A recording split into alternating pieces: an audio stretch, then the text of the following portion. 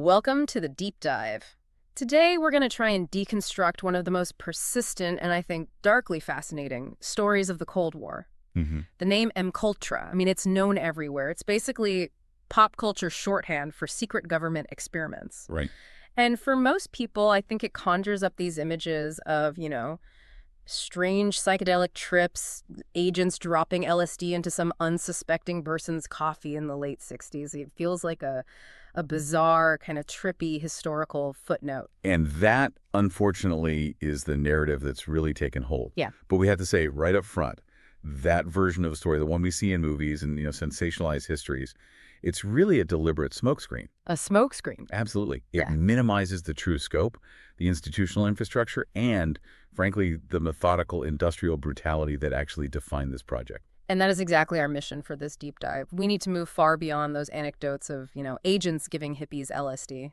We're going to explore the much darker, the industrial and the utterly methodical effort that was funded by the U.S. government between 1953 and 1973. It wasn't some quirky side project. This was a massive commitment, an unlimited budget, all applying to a single terrifying goal: state-sponsored psychological destruction. So the true objective of MKUltra was never about consciousness expansion. Never, not for a second.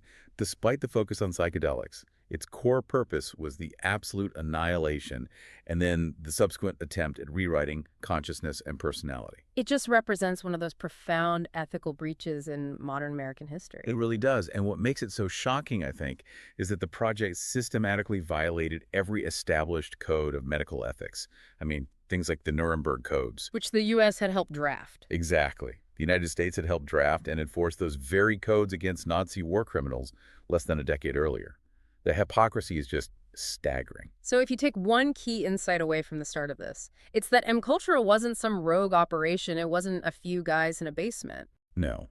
It was more like a cancer that permeated American civil society. It transformed some of the most respected institutions in the entire country. Ivy League universities. Famous psychiatric hospitals, federal prisons, major pharmaceutical companies, all of them were turned into secret, legally unbound laboratories. It was this huge, decentralized effort to wage a secret war on the human mind.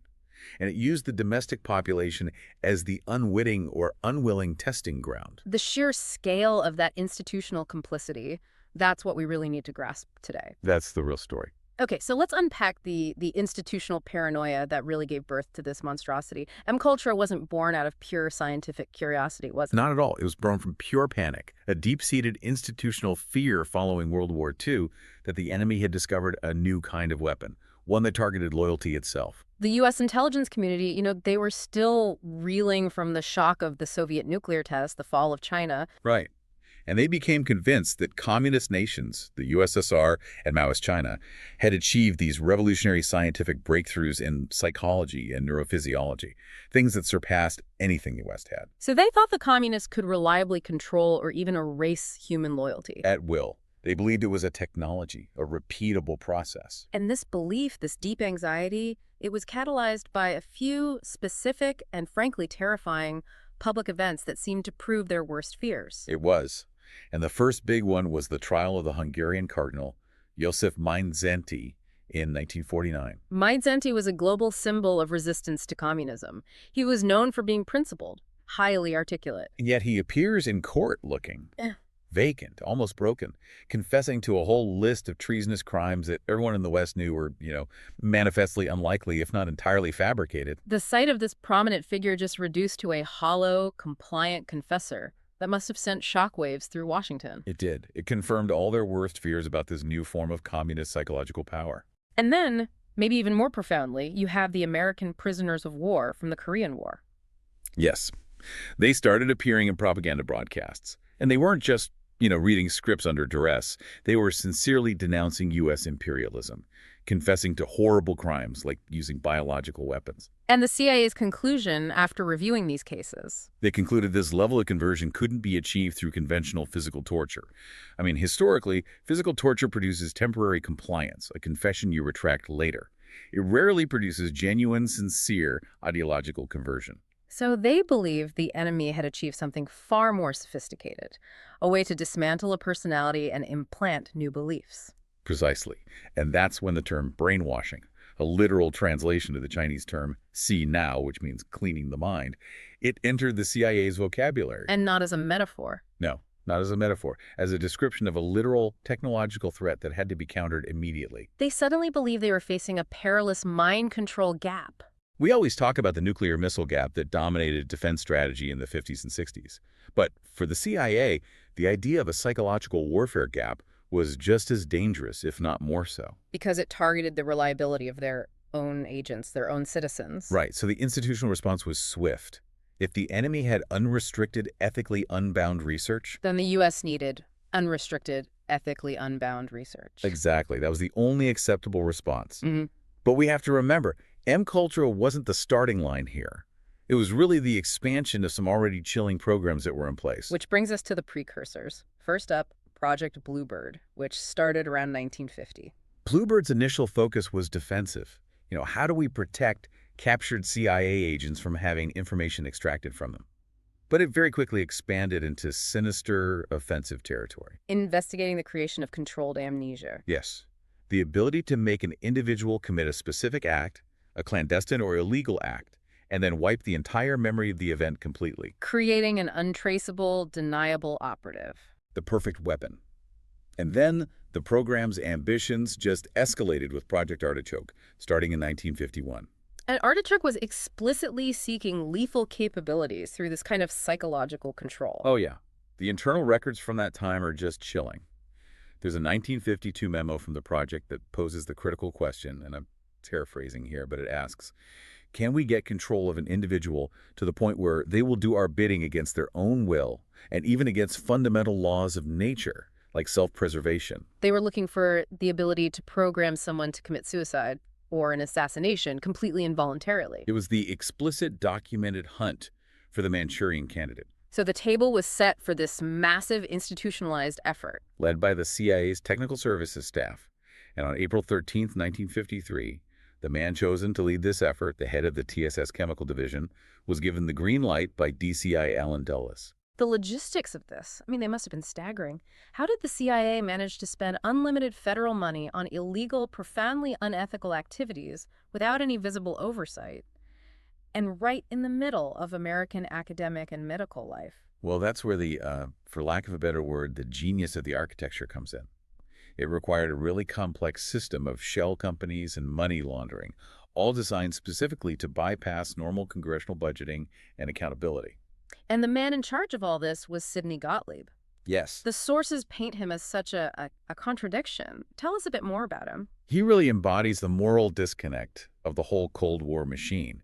On one hand, Gottlieb was a brilliant PhD chemist from Caltech, a dedicated folk dancer, and he struggled his whole life with a severe stutter. He lived this almost ascetic life on a farm without electricity, drinking goat's milk. And on the other hand, simultaneously, this is the man who is the chief architect of systematic psychological destruction, the designer of exotic poisons intended for the assassination of foreign leaders. It's that kind of duality that tells you so much about how easily ethical lines were crossed by these seemingly normal professionals. Absolutely. He convinced DCI Dulles that this war for the mind needed what he called an umbrella project that bypassed all normal budgetary channels. And this became MKUltra, MK for technical services staff and Ultra designating top security. And because of that designation, Gottlieb was essentially given a blank check. Total freedom. Yes. It allowed him to sign research contracts with outside institutions, hospitals, prisons, universities, with just minimal written justification. This ensured a paper trail that could almost entirely be destroyed later, which of course is exactly what happened. With the actual work, it needed collaborators. It needed funding facades, starting with the Human Ecology Fund. This is the academic channel, the key to getting academia involved without them knowing. Right. So this organization was officially set up at Cornell Medical School, led by Dr. Harold Wolff, and it publicly posed as a legitimate philanthropic foundation. Dedicated to studying stress, human adaptation, environmental influence on behavior.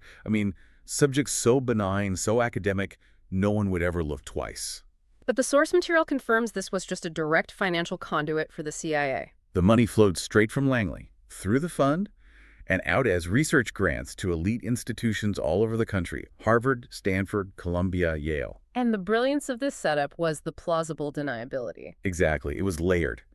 Many academics who got these grants, and this includes really respected figures like the humanist psychologist Carl Rogers, a pioneer of client-centered therapy, they were entirely unaware they were working for the CIA. So they just believed they were conducting pure, privately funded science. They were doing their work, publishing papers, earning prestige, but their research results on group dynamics, drug effects, persuasion, stress vulnerability, all of that was being funneled straight back to Gottlieb and the TSS for operational use. Their intellectual labor was basically weaponized in a secret war they didn't even know existed. And then you have the collaborators who were fully aware. Which brings us to the logistical channel and the Geschichte Fund for medical research. This centers around a Dr. Charles Geschichte, a pathologist at Georgetown University, a conscious collaborator. Yes, and his fund was used to launder huge sums of CIA money to secure vital physical infrastructure. And the detail here about Georgetown Hospital is it's profoundly disturbing. It shows the ultimate violation of institutional trust. It really does. So the Geschichte Fund made a single donation of $375,000. A lot of money back then. A huge amount. And it financed a massive new wing at Georgetown University Hospital called the Gorman Annex. In return for that seemingly philanthropic gift, the CIA received exclusive control over an astonishing 1/6 of the entire space. They essentially bought a secret base of operations inside one of America's most prestigious Catholic hospitals. And that space operated as a secure, extra-legal facility. It was used for interrogations, invasive medical experiments, and for detaining test subjects without any official hospital records or external medical supervision. In effect, the CIA established a de facto secret prison and lab right in the heart of Washington, D.C. Operating behind the untouchable veneer of medical respectability. The hospital setting shielded them from any kind of police intervention or public scrutiny. It was the perfect cover. So, if the funding was the logistics of how they did this, Subproject 68 was. It was the ideological centerpiece. This takes us to the Allen Memorial Institute in Montreal, Canada, and Dr. D. Ewan Cameron. Cameron is such a chilling figure because he wasn't some fringe quack. He was the embodiment of the mad scientist paradox, but operating with absolute professional endorsement. He was highly respected, president of both the American and World Psychiatric Associations. And in a profound, unbelievable irony, he was part of the team that evaluated the sanity of high-ranking Nazis, like Rudolf Hess, at the Nuremberg trials. The man who witnessed the aftermath of institutional cruelty, he later implements his own systematic program of psychological destruction. He did. He believed he could cure mental illness, specifically schizophrenia, by completely restructuring a person's personality. And this theory that you could erase a sick personality and reprogram a healthier one, that must have been the ultimate seductive promise for Gottlieb and the CIA. It was exactly what they were looking for. If Cameron could erase a sick mind, the CIA could apply the same technique to erase a captured spy's loyalty, their memories, their identity, and then reprogram them with submission or false information. So Cameron started getting CIA funding through the Human Ecology Fund in 1957. Substantial funding. Let's get into the methodology, because this goes so far beyond just giving someone a drug. Cameron's protocol, which he called depatterning, was a systematic 3-stage process of medical torture. Designed to utterly destroy memory and cognition. Yes. The first stage was prolonged sleep. They called it the sleep room. Patients were put into a chemical coma And kept there for anywhere from 10 days to a staggering 3 months. They were kept under by these powerful cocktails of highly addictive barbiturates, seconal, nembutal, veronal, mixed with antipsychotics like thorazine. And they weren't just left to sleep peacefully, were they? Oh no. They were only briefly woken up for forced feeding and minimal biological functions. The whole point was sensory and chronological deprivation. By keeping the mind chemically suppressed and isolated, the patient just completely lost all sense of time, of linear memory, of self-identity. It was the start of unmooring them from reality. And once they were completely disoriented, the assault intensified. Brutal, high-intensity electroshock therapy. Cameron ignored every medical safety barrier known at the time. I mean, standard therapeutic ECT was maybe 110 volts once a day, 3 times a week. And Cameron Applied 150 volts or more 2 to 3 times daily, for weeks, sometimes months, consecutively. The specific goal wasn't therapeutic shock. It was to induce severe, irreversible organic regression. To reduce the patient to what kind of state? To a state that was often incontinent, infantile, utterly devoid of autobiographical memory. The sources note the devastating example of Linda McDonald. She received over 100 ECT treatments in a very compressed period. This was the deletion phase. a state-sanctioned, medically administered lobotomy to just clear the slate. And once the mind was chemically suppressed and electrically traumatized, the reprogramming began. Psychic driving. Right. The patients were isolated, confined, often forced to wear these adapted football helmets fitted with headphones or placed in rooms with speakers directly under their pillows. And they were just bombarded with recorded, repetitive messages for up to 16 hours a day. Hundreds of thousands of times. The messages would repeat over and over, and it started with negative reinforcement. Yes, the initial messages were negative, focused on character flaws or past traumas to break any remaining shred of mental resistance or ego. And then, only then, they would move to the positive messages, the fabricated instructions the handler wanted to implant. And this is where the system of coercion just reaches its absolute zenith, the combination of paralyzing drugs with psychedelics. Explain the use of curare here, because it's difficult to grasp the horror of this. Curare is a potent poison. It induces total muscle paralysis. But critically, it does this while leaving consciousness, awareness, and the ability to feel pain completely intact. So Cameron would administer curare, sometimes combined with LSD. Yes. So imagine it. The patient is completely aware, possibly hallucinating wildly, but unable to move a single muscle. Can't scream, can't signal distress. You're just locked inside your own mind, completely paralyzed, while your perception is warped by drugs, and these damaging, repetitive messages are pumped into your ears for hours. It prevented any mental escape or physical resistance. It forced the patient to experience their own personality dismantling in a state of absolute psychedelic terror and total physical helplessness. It's the industrialization of psychological cruelty.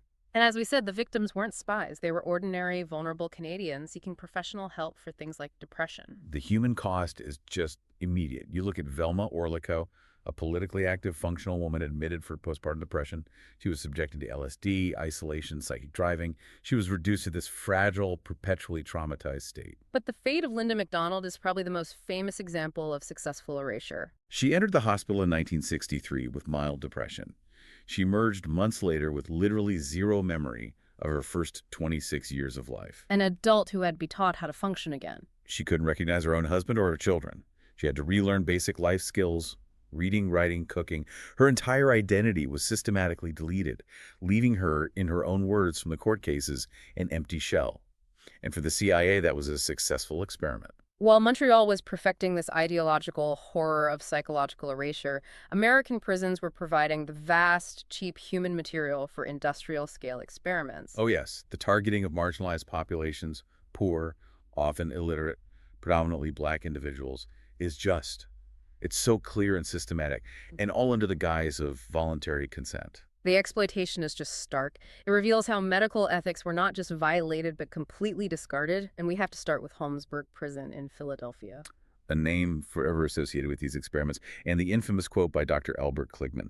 Kligman was a prominent dermatologist from the University of Pennsylvania, and when he first entered the prison, he explicitly viewed the inmates not as human subjects, but as a scientific resource. His quote is a window into the total dehumanization that defined the project. He said, "All I saw before me were acres of skin." It was like a farmer viewing a fertile field for the first time. Acres of skin. Yeah, and the scope of tests at Holmesburg was enormous. Kligman got funding not just from the CIA through MKUltra grants and the Army, but also from major pharmaceutical companies, Dow Chemical, Johnson & Johnson. The inmates became a resource for both national security and corporate profit. And what kind of toxins were they actually applying to the inmates' skin? It ranged from the mundane cosmetic test for consumer products to applying highly toxic substances. They were testing the effects of radioactive isotopes and incredibly destructive chemical warfare agents like dioxins. Directly on their skin. Directly on their skin, and sometimes injected under the skin. The CIA was specifically funding tests of psychotropic drugs to see how they could incapacitate or disorient subjects under different conditions. And the consent for this. It was despicable. Prisoners, many of them illiterate, many just awaiting trial, too poor for bail, they participated for a pittance, $1, maybe $2 a day. With no real information about the long-term irreversible health risks. None. Their desperation and vulnerability were just exploited on a massive scale. And this cycle of exploitation was mirrored, perhaps even more viciously, at the Lexington Narcotics Farm in Kentucky. Right. A hybrid federal prison and drug treatment hospital used heavily under Subproject 3. The research director there was a Dr. Harris Isbell. And he operated with a terrifying free hand. He administered massive, long-term doses of LSD, mescaline, and psilocybin to inmates, almost all of whom were black. But the most insidious part was the incentive structure. The currency they used. Exactly. The inmates weren't paid in cash.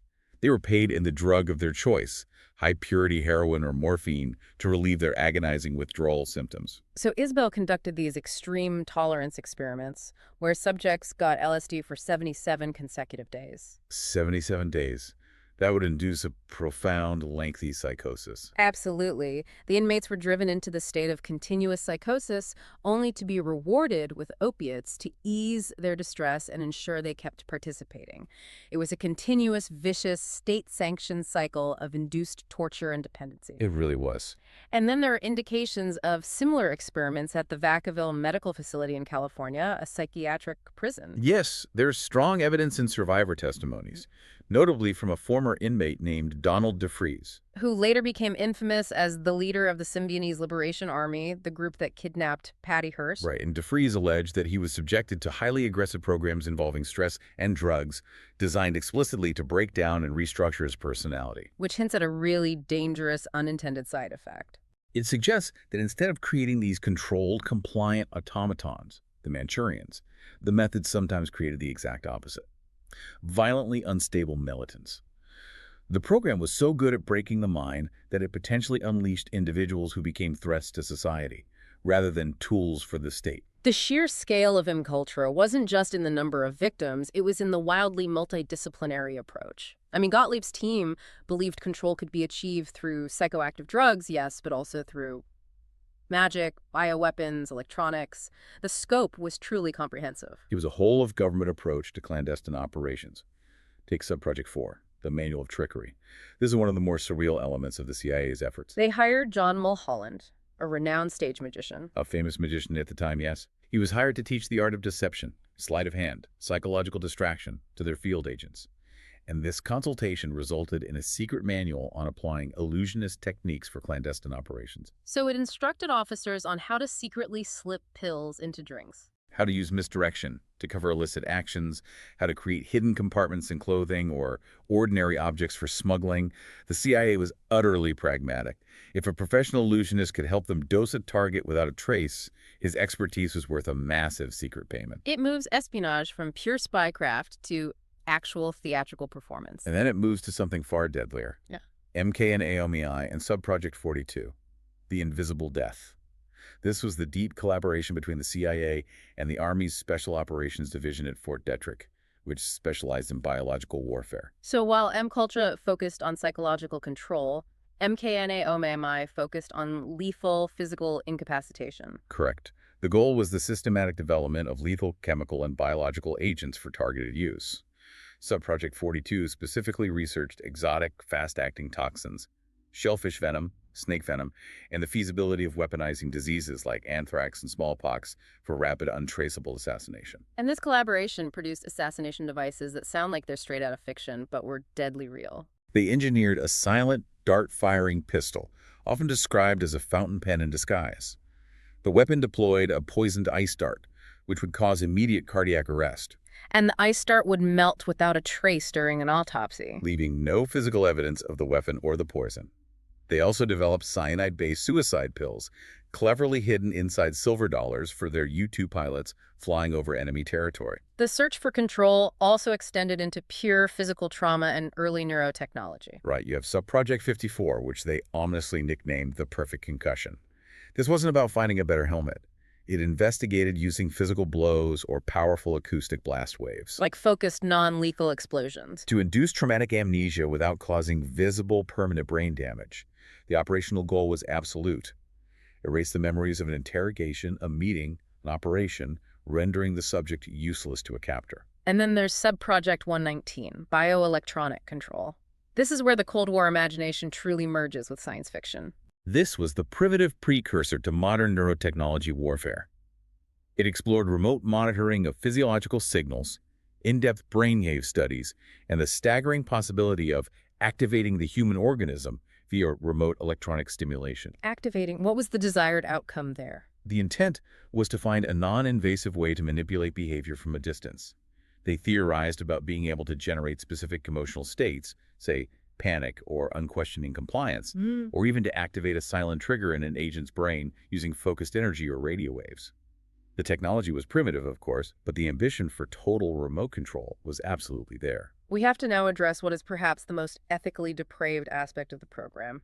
Beyond the drugs, the electroshock, the weapons, the evidence points to the calculated use of sexual abuse and extreme trauma to deliberately induce personality dissociation. This research stream is particularly difficult to study because the documentation was so thoroughly destroyed.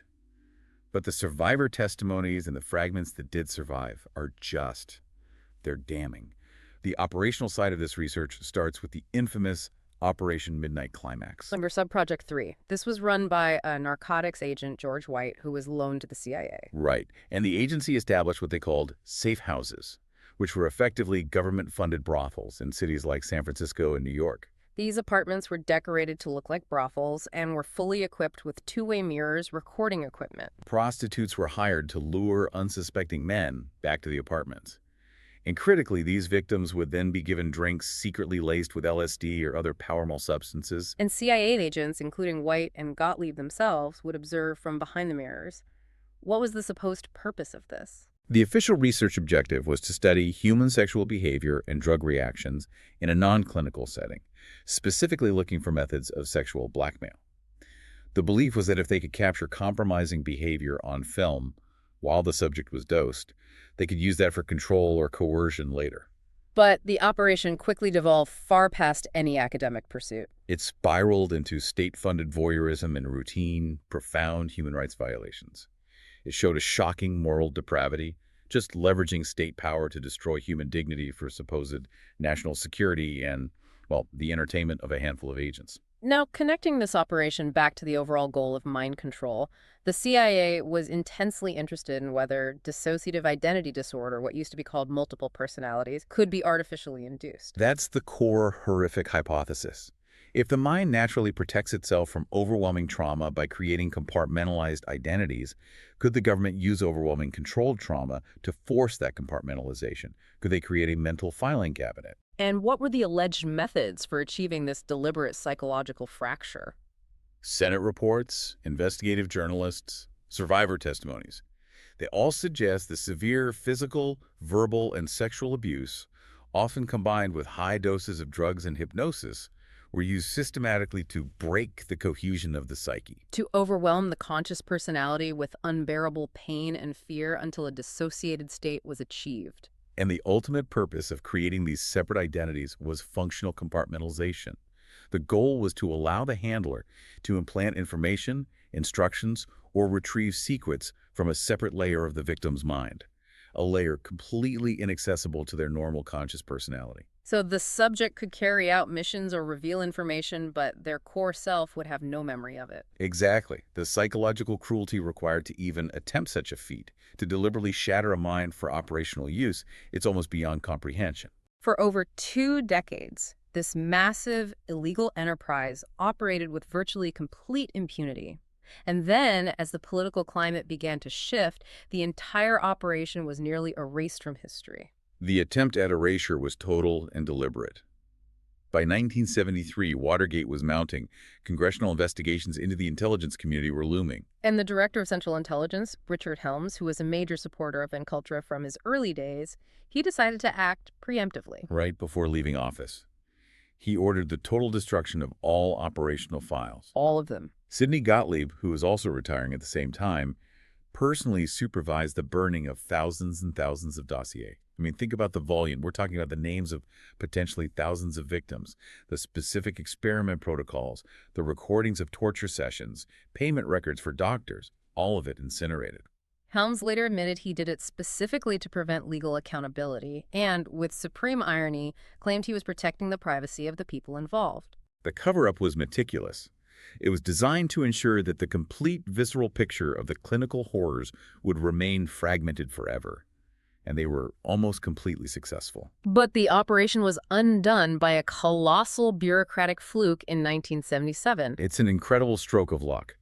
A Freedom of Information Act, or FOIA, request in 1977 prompted a search of the agency's archives.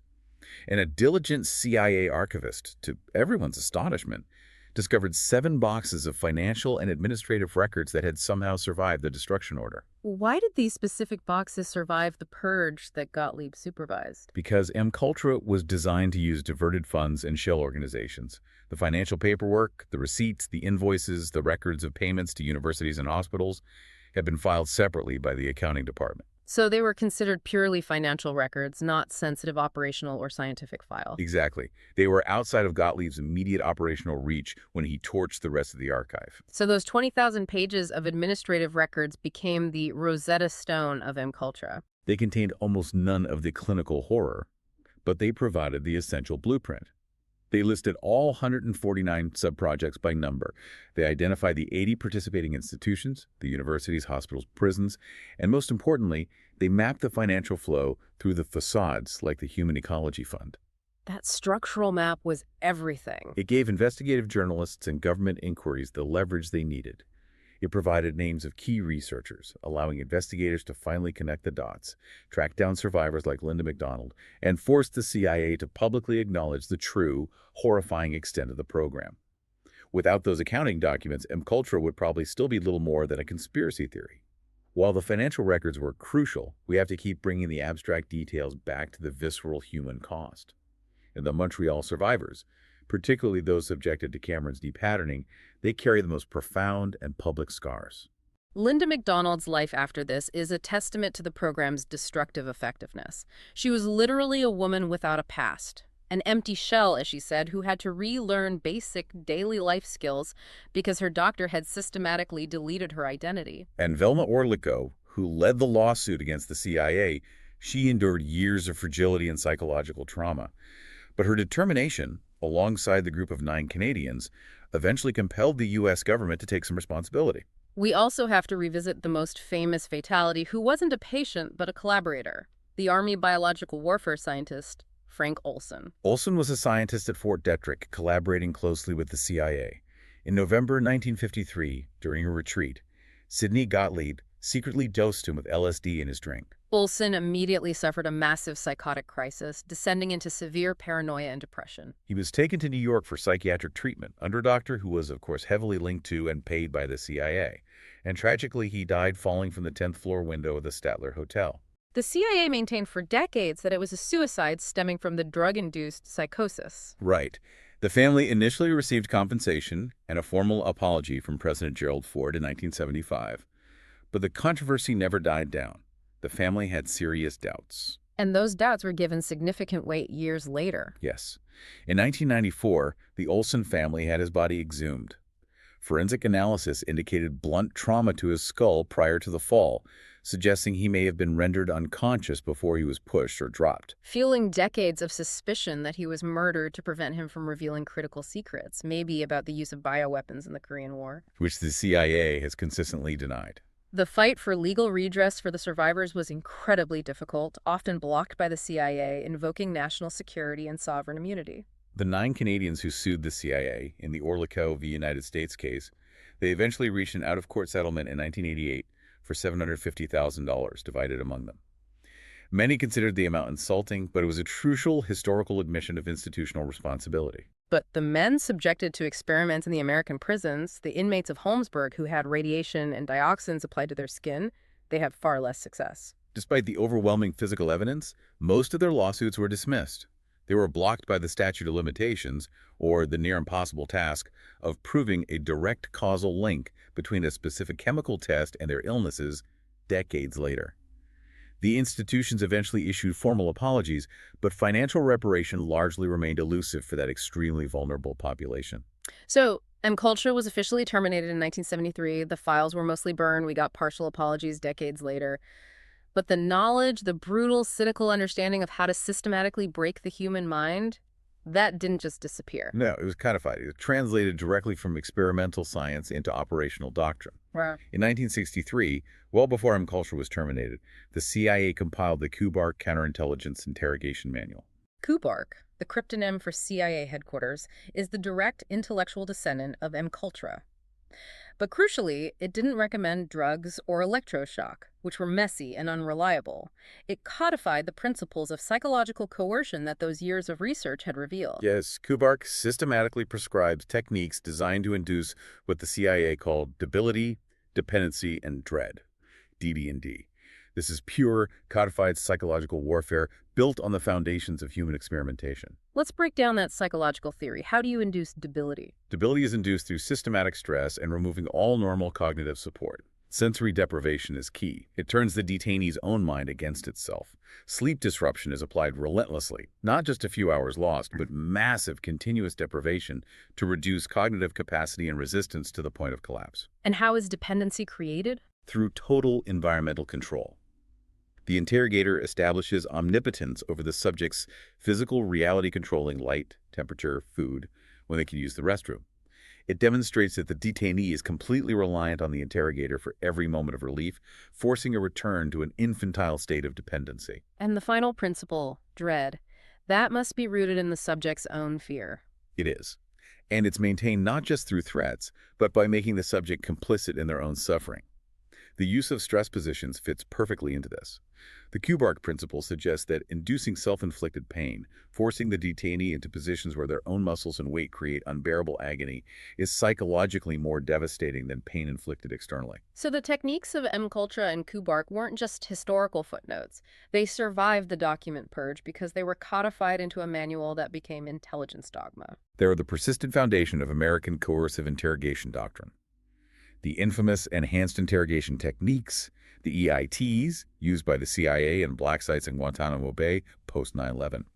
They are direct traceable descendants of the Kubark Manual. You see the exact parallels. Confinement in small boxes mirrors the sensory deprivation experiments. Waterboarding exploits the absolute fundamental dread of self-preservation. Sleep deprivation for up to 180 hours directly follows the KUBARK debility principles. And controlling and humiliating detainees through sexual degradation and control over every bodily function.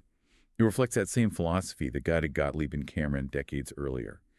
The deeply cynical belief that the human mind can be systematically broken through the scientific application of trauma and stress.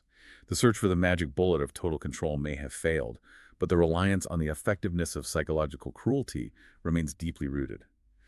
In summarizing this dark and deeply consequential chapter, we have to look at both the ultimate failure and the terrifying success of MKUltra. It failed in its ultimate quixotic goal of creating perfect programmed agents. Human consciousness just proved too complex, too unpredictable, too resilient to be controlled like a switch. But it succeeded terrifyingly in two crucial ways. First, demonstrating how easily a human personality can be destroyed by systematic medical methods. And second, revealing how fragile institutional protections are. The universities, the hospitals, the prisons against government overreach when it's fueled by existential fear and unlimited secrecy.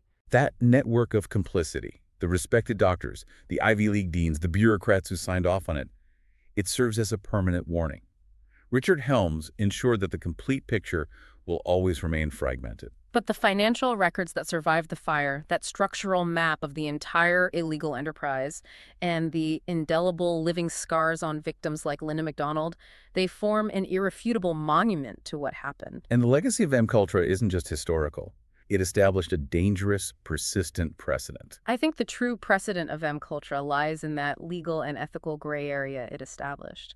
If a government can rationalize the systematic torture of its own citizens in the name of security and then successfully erase its accountability, where does the line between state power and individual sovereignty truly lie today? That's the profound question to mull over as you encounter information about national security programs and the limits of executive power in the future.